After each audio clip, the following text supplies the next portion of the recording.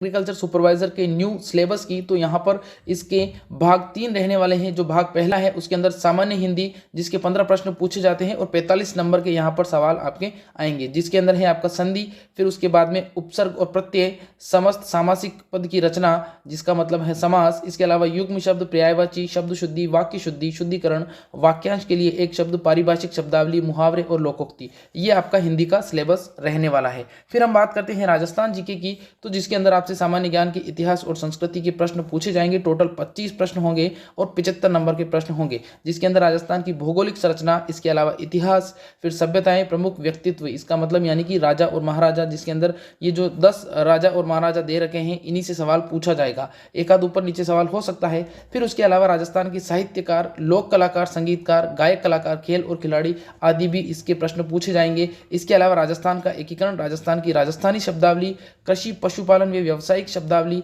लोक देवी देवता, प्रमुख पर्व, लोक पर्व, त्योहार, मेले आदि भी यहाँ पर आपसे प्रश्न पूछे जाएंगे। इसके अलावा यहाँ पर विभिन्न जातियाँ, स्त्री, चित्रकारी, हस्तकला आदि भी आपको राजस्थान जीके के अंदर इसके प्रश्न पूछे जाएंगे।